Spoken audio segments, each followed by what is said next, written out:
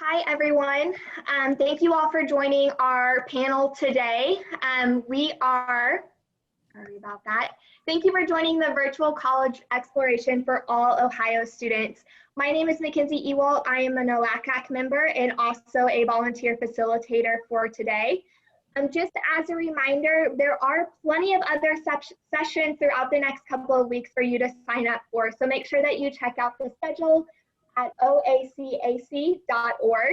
This session is being recorded along with all the other sessions that are being offered, and you can find that on the oacac.org website as well.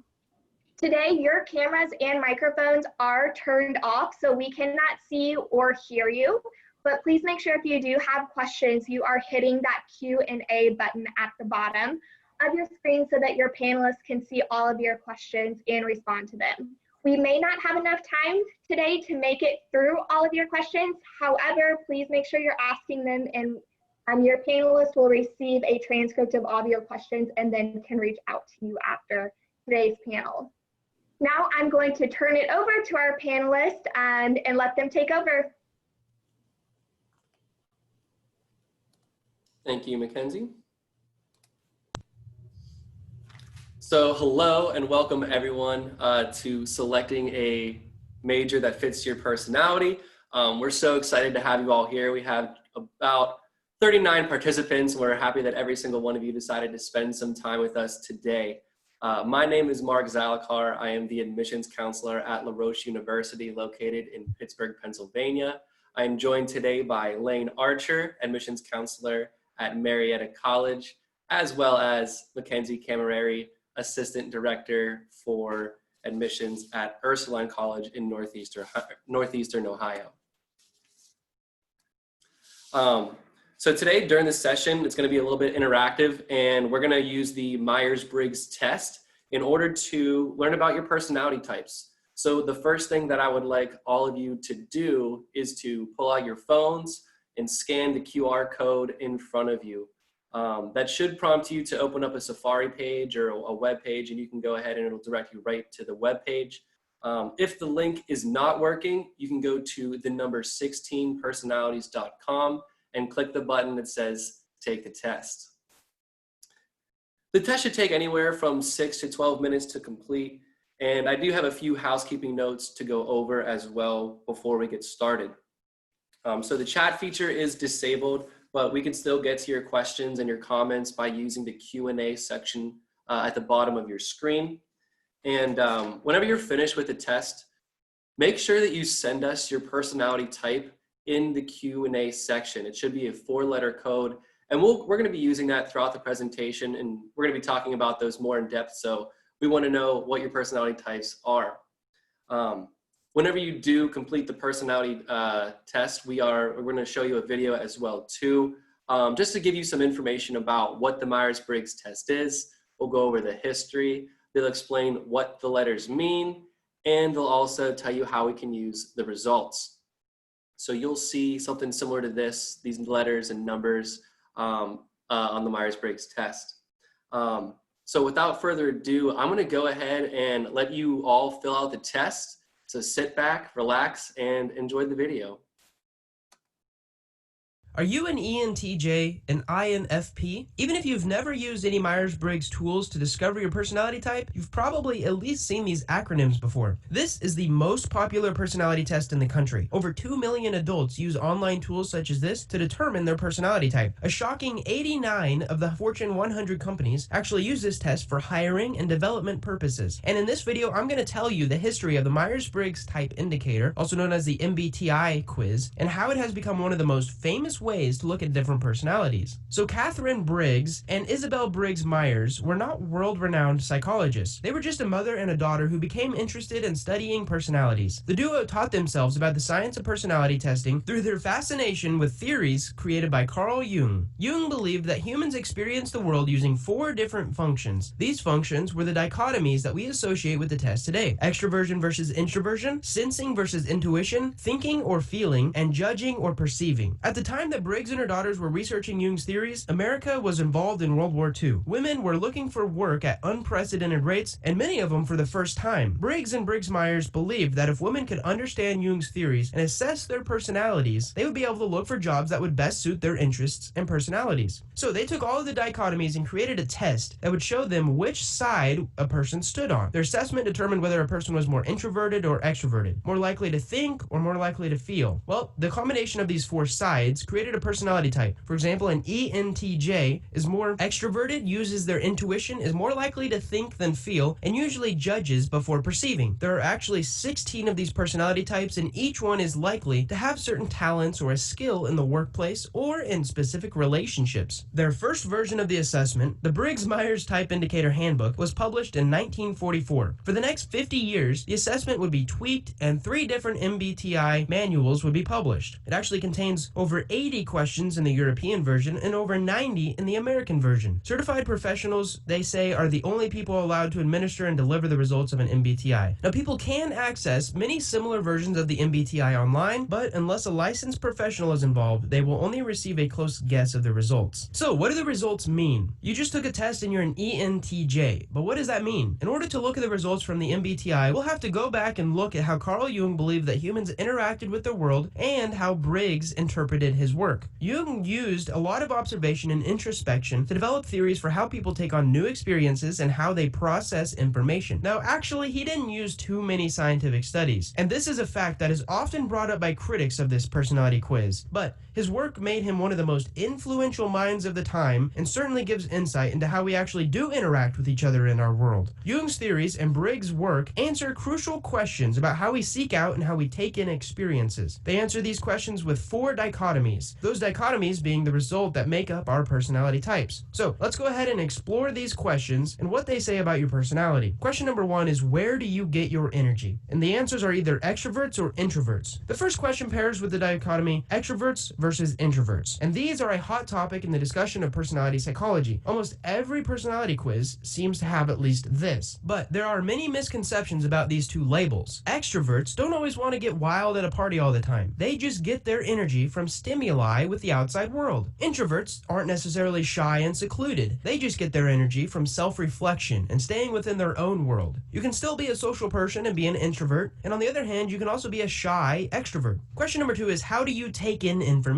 Do you sense it or do you use intuition? Whenever you walk into a room, how do you assess what's going on? Do you prefer to get hard facts and direct answers? If so, you're probably ranking high for sensing. Now, if you prefer to rely on your intuition, your gut, you may get a feeling for what's happening. You may look at patterns, body language, and just feel the energy in the room. That means your second letter would be an N, standing for intuition. So the third question is, how do you actually make decisions? Do you think or do you feel? Once you have to act, how do you actually decide what you want to do? You might be the type of person to create a pros and cons list and rely on logical thought to make a decision. If you are, you're probably scored high for thinking. However, maybe you frequently go with your gut feeling and you rely on the emotions that you're feeling to make your decision. Then you might have ranked a bit higher for feeling. And number 4, how do you organize your world? Do you use judgment or do you use perception? When you're planning a trip, do you plan or do you leave things open to change? If you tend to be a planner, you might find yourself planning most of the areas of your life. You can use your judgment to predict what you will do next and how the next few years of your life are going to look for you. If you tend to be more flexible, you might be more relying on your perception of the world. When you perceive things to be a signal for change, then you go ahead and you make that change. Now, this dichotomy is in addition to Jung's original theories. Remember, Briggs did not use Jung's theories word for word. She simply based her personality assessment off of his work. She used it as a guide. These questions can certainly give you insight into how people work and interact with other people. And this is why it's used by so many business leaders and hiring professionals. Further research actually shows how different personality types interact with each other and how many of each type you should hire for a productive workplace. You don't want all of your employees to be extroverts, and you also don't want all of them to be introverts. So if you enjoyed this video, feel free to watch some of the other videos in this personality series. And if you want to learn more about your own personality, specifically what your Myers-Briggs type indicator result is, go ahead and check out my free 3-in-1 personality quiz in the description below. What it does is it combines 3 of the major personality quizzes into just one test that you can take in under 10 minutes. It's completely free. You don't even have to enter your email, and I'm going to try to predict some things about you, like your political stances, your relationship style, and even your health. Thank you guys so much for watching, and I hope you enjoyed this video.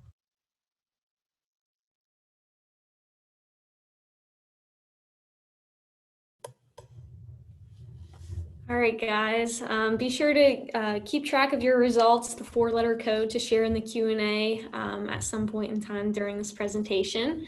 But I'm going to go ahead and get started on explaining some of the different personalities, starting out with analyst, architect. Typically, they are imaginative and strategic thinkers with a plan for everything.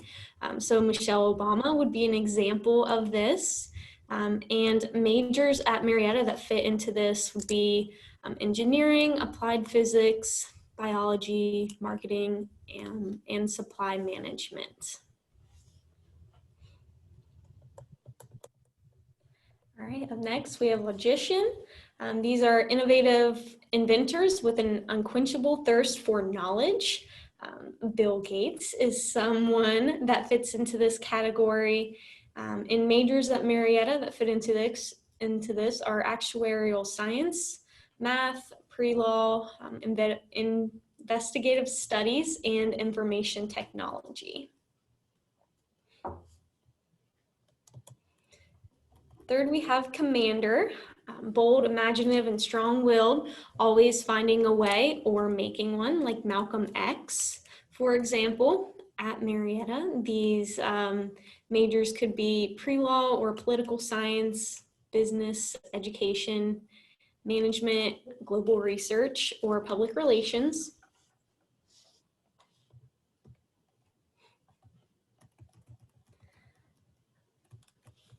And up next, we have debater, smart and curious thinkers who cannot resist an intellectual challenge. So an example of this would be Tom Hanks. And majors that fit into this would be entrepreneurship, engineering, land and energy management, psychology, pre-law, or communication. All right, up next we have our group of diplomats here. There are 4 different types for each of these different groups. So your diplomats, the advocate is your INFJ. So if that is the 4-letter code you received, this would be you. So out of here, you can see the different career paths that you can attempt with this type of personality that would be potentially a really good fit. So different majors that you could coordinate with these would be your art and design major that would go along with, photography and things of that sort. Biology pre-med is another popular one for a lot of students, especially if you're looking, to go the doctor route, or if you're going to be a healthcare professional, you can also attempt nursing. That could be another one. Healthcare management, so you could even, major in business that way as well. Our next ones are our mediators. This is if you receive the INFP code. This would be you. You're poetic, kind, altruistic, and always eager to help a good cause. So career paths that go with that, you can see on the right side of the screen. Majors that would go with those career paths are, especially for physical therapy, would be exercise science or pre-physical therapy with a focus in biology. And then when it comes to being a counselor, academic professional, anything of that sort, you could lean more education and psychology. Editor, you're looking at more so of an English creative writing degree. Next up are our protagonists. This is your ENFJ type. They're charismatic and inspiring leaders, able to mesmerize their listeners. So career paths, again, listed on the right side of the screen. Majors that would go along well with these different career paths would be business, English, political science, history and civic engagement is another one. These would all, any of these majors could align with any of these career paths. So if you're looking more so sales representative, that would be more so business, writer would be English, so on and so forth. And next up is our campaigner out of the group of diplomats. This is your ENFP type. So if you received ENFP, this is you. You're enthusiastic, creative, sociable, free spirit. You can always find a reason to smile. So some career paths that, would go well with that personality type, again, listed on the right side. If you're looking to be, a psychologist, you would be looking at psychology as your major. If you're looking to be an actor, you could major in theater. These are all the ones that could work for those. And then next up, we have our Sentinels group. So the next four. This one would be your ISTJ, your logistician, your practical, fact-minded individuals whose reliability cannot be doubted.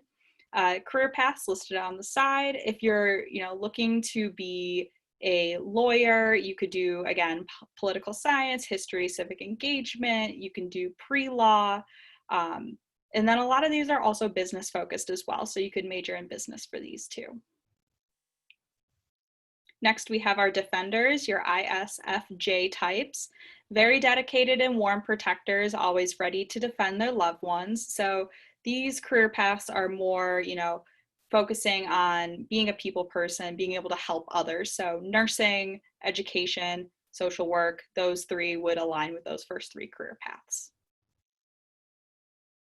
And then we have our executive. These are our ESTJs. You're excellent administrators, unsurpassed by managing things or people. So your career paths that you're looking at are, again, a lot of things that are on the business side. So being able to do business management, finance, all of those types of things. And next we have our consuls. These are your ESFJs. They're extraordinarily caring, social, and popular people. They're always eager to help. So again, you're looking at a lot of business majors for these different things, like being a personal accountant, administrator. You're also looking at nursing again, social work, and education.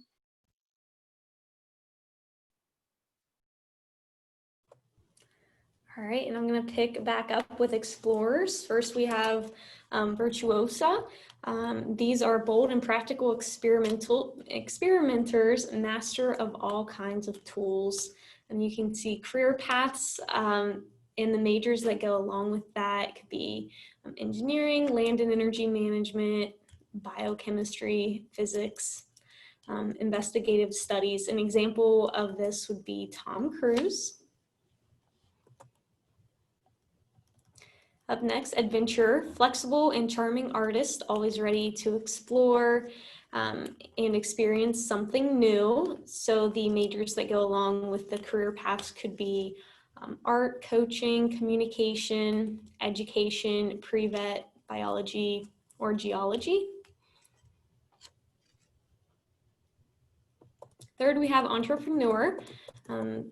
Smart, energetic, and very perceptive people who truly enjoy living on the edge. Aladdin is an example of this, and majors that go along with the career paths listed up there could be entrepreneurship, marketing, communication, or pre-med. And then lastly, we have an entertainer. Spontaneous, energetic, and enthusiastic people. Life is never boring around them. Miley Cyrus is an example of this. And some of the majors that you could choose are theater, art, music, communication, advertising, or business.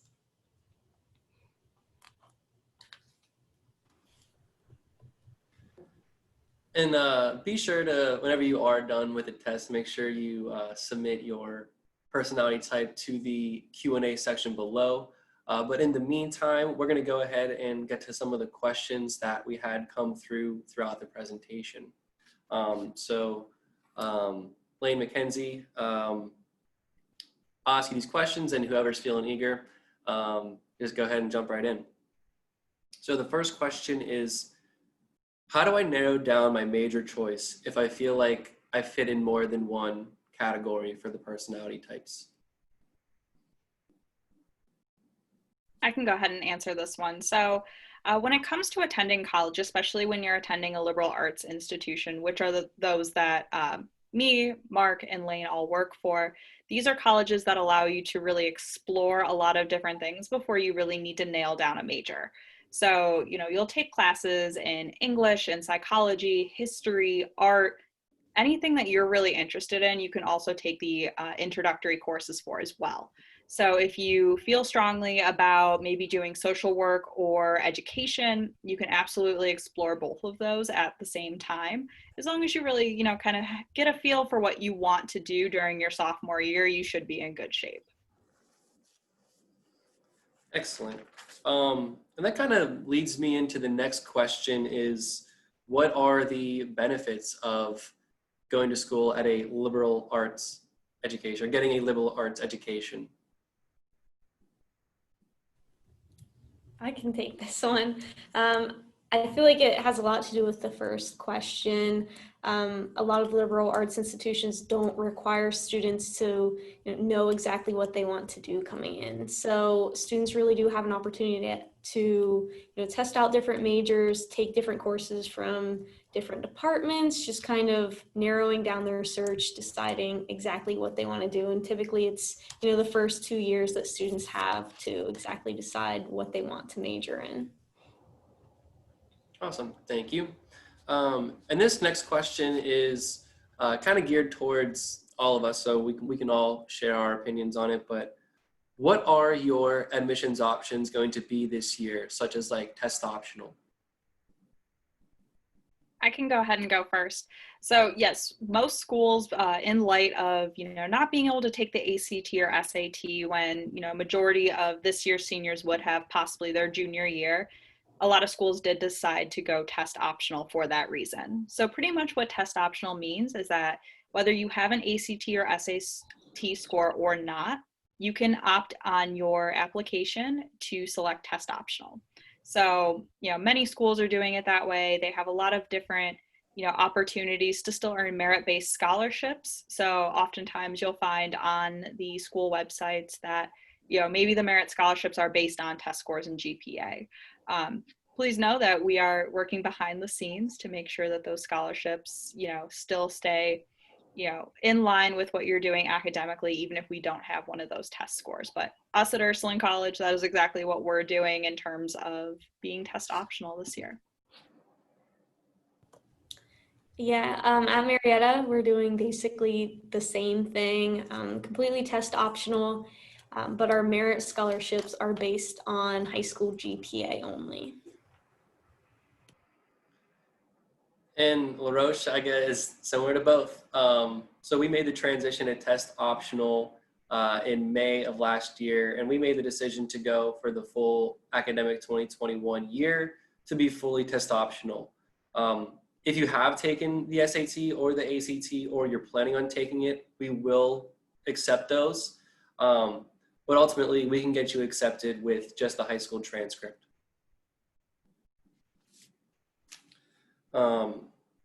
Next question. What if there's a school that I really like, however, they don't have the specific degree that I'm looking for?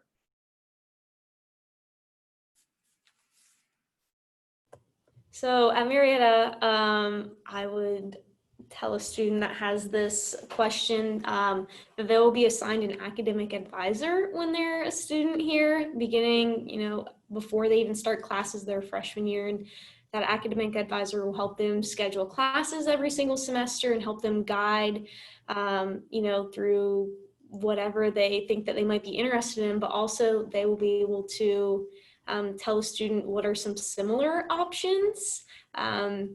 At Marietta, for example, we don't have criminal justice, and that seems to be really popular now. But students can study psychology and political science, and it can be something pretty similar to criminal justice in the end.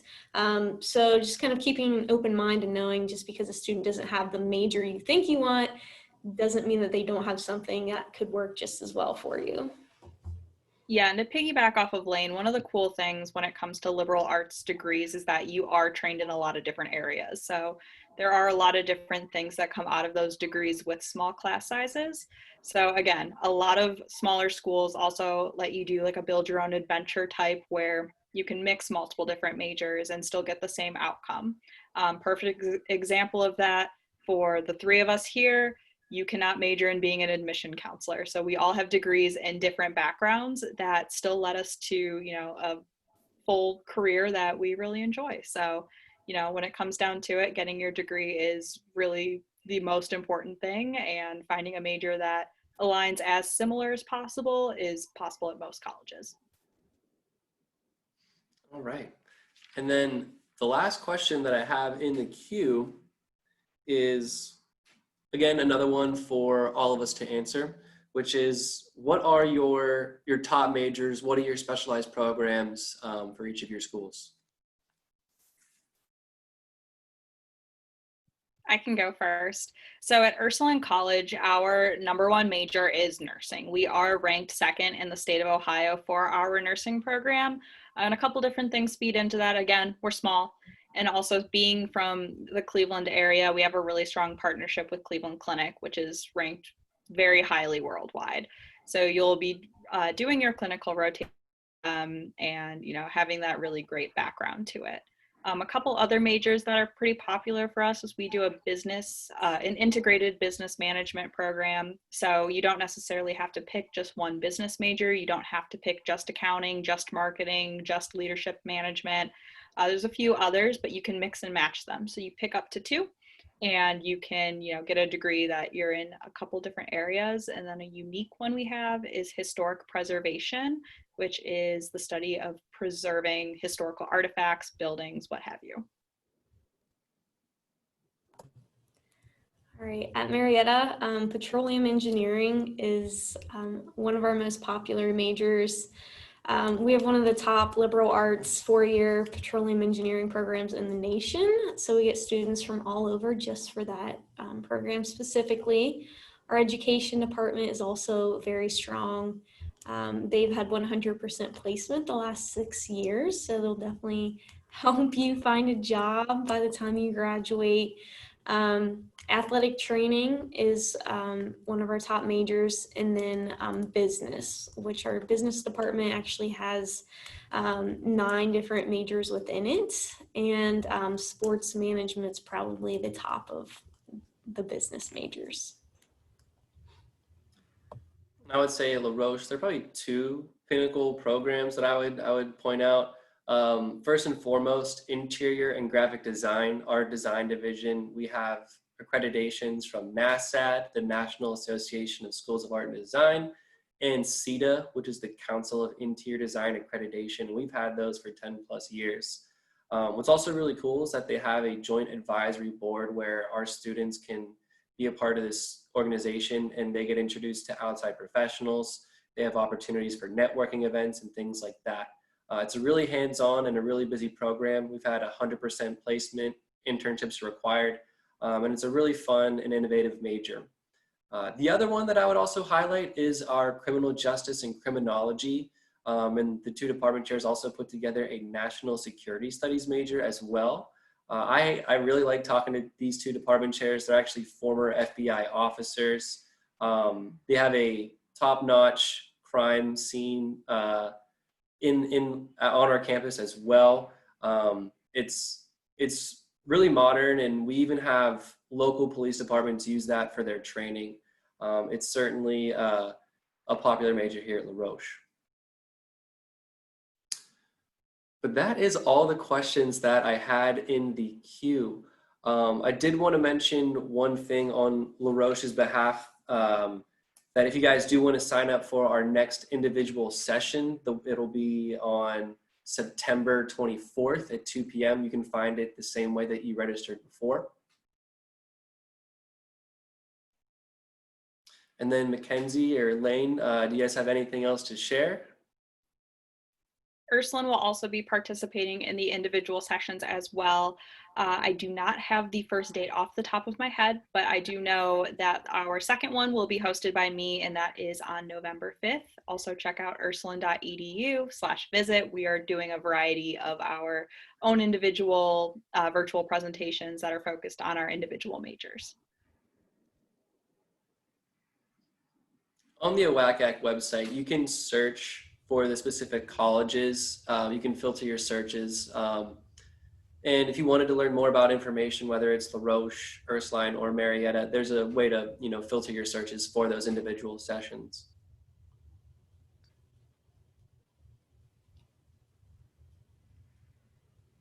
But since we don't have any more questions in the queue, I wanted to thank everyone for coming and joining us today.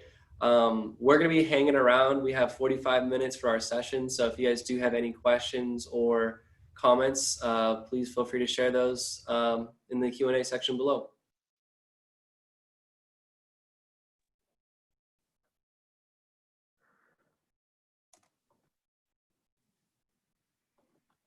All right, everyone, thank you for attending this session today. Again, thank you to Mark, McKenzie, and Lane for taking the time to present.